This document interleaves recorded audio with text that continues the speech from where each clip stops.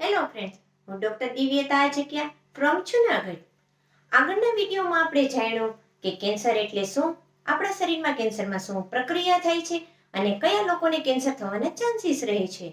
અને સામાન્ય માહિતી મેં આપી કે કેન્સર એ કોઈ ચેપી રોગ નથી, એટલે કે એક વ્યક્તિ દ્વારા બીજા વ્યક્તિમાં ફેલાતો નથી. તેમજ કેન્સર એ કોઈ જંતુ, બેક્ટેરિયા કે વાયરસથી થતો રોગ નથી. હવે આજે આપણે જાણીશું કે કેન્સરના દર્દીઓમાં શું શું લક્ષણો જોવા મળે છે અને કેન્સરનું નિદાન સામાન્ય રીતે કેવી રીતના કરવામાં આવે છે. હવે ઘણા લોકો અમને પૂછતા હોય છે કે શું દરેક અંગોના કેન્સરના લક્ષણો સરખા હોય છે અથવા તો બે વ્યક્તિઓમાં એક જ કેન્સરના લક્ષણો સમાન જોવા મળે છે. અને ઘણા દર્દીઓના સગા પૂછે છે કે મેડમ, એડવાન્સ સ્ટેજ એટલે કે ચોથા સ્ટેજમાં કેન્સર પહોંચી ગયું તો પણ અમારા દર્દીને કેમ ખબર ન પડી. તો આજે આ દરેક પ્રશ્નોના જવાબ હું આપીશ તમને આજના વિડીયોમાં. તો આજે આપણે જાણીએ કે કેન્સરમાં દર્દીઓમાં શું શું લક્ષણો જોવા મળે છે. સામાન્ય રીતે જે તે ભાગના એટલે કે જે તે અંગનું કેન્સર હોય તે મુજબ દર્દીઓમાં લક્ષણો જોવા મળે છે. ભાઈઓમાં મુખ્યત્વે પ્રોસ્ટેટ અને ફેફસા તેમજ મોં અને ગાલ અને જીભનું કેન્સર કોમનલી રીતે જોવા મળતું હોય છે. જ્યારે બહેનોમાં બ્રેસ્ટ એટલે કે છાતીનું કેન્સર અને સર્વાઇકલ કેન્સર જોવા મળે છે. 8 થી 10 લક્ષણો જે કોમન છે જે આજે હું તમને જણાવીશ. સૌપ્રથમ, શરીરના કોઈ પણ ભાગમાં ગાંઠો જોવા મળવી. એ ગાંઠો ચોક્કસપણે કેન્સરની છે કે નહીં તેનું નિદાન આપણે યોગ્ય રીતે કરાવવું પડે છે. દરેક ગાંઠ એ કેન્સરની ગાંઠ હોતી નથી.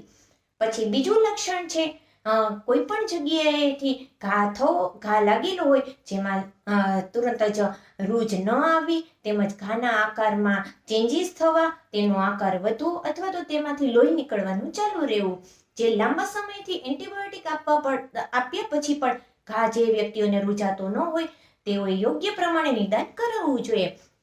ત્રીજું લક્ષણ, જે વ્યક્તિઓને મોં, ગાલ, જીભ અથવા તો હોઠમાં કોઈ ચાંદું પડેલું હોય જે લાંબા સમય સુધી રૂજાતું ન હોય તેનું પણ સમયસર નિદાન કરાવવું જોઈએ. ચોથું લક્ષણ, ઘણા વ્યક્તિઓને ગળા નીચે ઉતરવામાં, ખોરાક અથવા તો પાણીને તકલીફ થતું હોય અથવા તો દુખાવો થતો હોય તે વ્યક્તિઓને ગળાના કેન્સર થવાનું જોખમ વધારે હોય છે. પાંચમું લક્ષણ, ઘણા વ્યક્તિઓને થોડુંક કામ કર્યા પછી પણ ખૂબ જ થાકનો અનુભવ થતો હોય છે.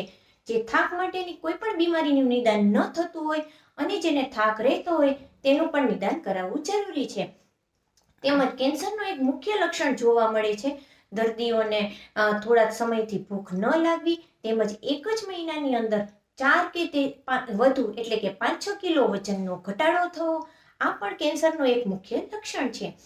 તેમજ છઠ્ઠું લક્ષણ, શરીરના કોઈ પણ ભાગમાંથી લોહીનું વહેવું એટલે કે દર્દીના થૂંકમાં લોહી આવવું, દર્દીના કફમાં લોહી નીકળવું, ઝાડો અથવા પેશાબમાં પણ લોહીની હાજરી હોવી તે પણ કેન્સરનું એક લક્ષણ હોઈ શકે છે. તેમજ શરીરની પ્રક્રિયાઓમાં ફેરફાર થવું, જેમ કે મળની પ્રક્રિયા તેમજ પેશાબમાં ફેરફાર થવો, યા તો દર્દીને લાંબા સમયથી કબજિયાત રહેવી તેમજ ઝાડા થવા, તેમજ મૂત્રાશયની ક્રિયામાં ફેરફાર થવો, જેમ કે પેશાબ જતી વખતે ખૂબ જ દુખાવો થવો તેમજ પેશાબમાં લોહી આવવું. આવા દર્દીએ પણ તુરંત ડોક્ટરને બતાવીને તેનું નિદાન કરાવવું જોઈએ.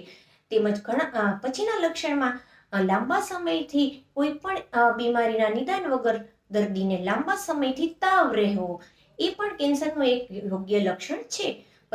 પછીનું લક્ષણ છે શરીરના કોઈ પણ ભાગમાંથી દુખાવો થવો, જેનો કોઈ પણ બીમારીનું નિદાન વગર જ અસહ્ય દુખાવો થવો, પેઇન કિલર લીધા હોવા છતાં પણ દર્દીને કોઈ પણ રાહત ન મળવી, આ પણ એક લક્ષણ કેન્સરનું મુખ્યત્વે છે. જુઓ મિત્રો, આમાંથી કોઈ પણ લક્ષણ તમને જોવા મળે તો જરા પણ મૂંઝાવાની જરૂરિયાત નથી, પરંતુ કેન્સર સ્પેશિયાલિસ્ટ એટલે કે ઓન્કોલોજિસ્ટ ડોક્ટરને બતાવવું જોઈએ અને કેન્સરનું સમયસર નિદાન કરાવવું જોઈએ. કેન્સર એ સંપૂર્ણપણે મટી શકે છે, પરંતુ ક્યારે કે કેન્સરનો અર્લી સ્ટેજ એટલે કે શરૂઆતના સ્ટેજમાં તેનું નિદાન કરવામાં આવે અને સમયસર તેની યોગ્ય સારવાર શરૂ કરવામાં આવે તો કેન્સરને સંપૂર્ણપણે મટાડી શકાય છે.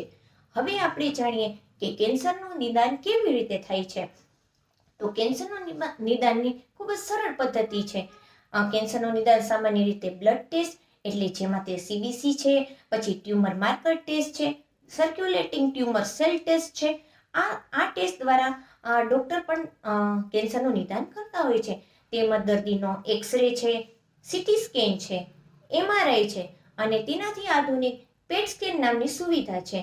આ એક્સરે કિરણો દ્વારા પણ આપણે દર્દીને કયા અંગનું કેન્સર છે તે જાણી શકીએ છીએ. આ ઉપરાંત એક બાયોપ્સી કે જે જગ્યાએ ગાંઠ જોવા મળે છે તેમાંથી ડોક્ટર એક કોષનો ટુકડો સુઈ દ્વારા બહાર કાઢીને તેનું નિદાન કરે છે કે આ ગાંઠ છે એ કેન્સરની ગાંઠ છે કે સાદી ગાંઠ છે. તો મિત્રો, કેન્સરથી ડરવાની જરૂરિયાત નથી, પરંતુ કેન્સરનો વહેલા સ્ટેજમાં નિદાન કરાવો અને તેનો સામનો કરો તો આપણે પણ આપણા દર્દીને કેન્સર મુક્ત જીવન આપી શકીએ છીએ. હવે પછીના વિડીયોમાં આપણે મળશું કે કેન્સરનું નિદાન પછી આપણને ખબર પડે કે આપણા દર્દીને કેન્સર થયું છે તો તેની સારવાર શું છે અને સારવારની પદ્ધતિથી શું દર્દીને તકલીફ પડે છે, શું કેન્સરની સારવાર એ ખર્ચાળ છે અને જો કેન્સરની સારવાર ન કરીએ તો દર્દીને કેટલી તકલીફ પડે છે. જો આજના વિડીયોમાં તમને ઉપયોગી માહિતી મળી હોય તો આ વિડીયોને લાઈક કરો, શેર કરો અને સબસ્ક્રાઇબ કરો. ફરી પાછા મળશું નવા વિડીયો સાથે. ત્યાં સુધી good bye friends. Take care. સ્વસ્થ રહો, મસ્ત રહો.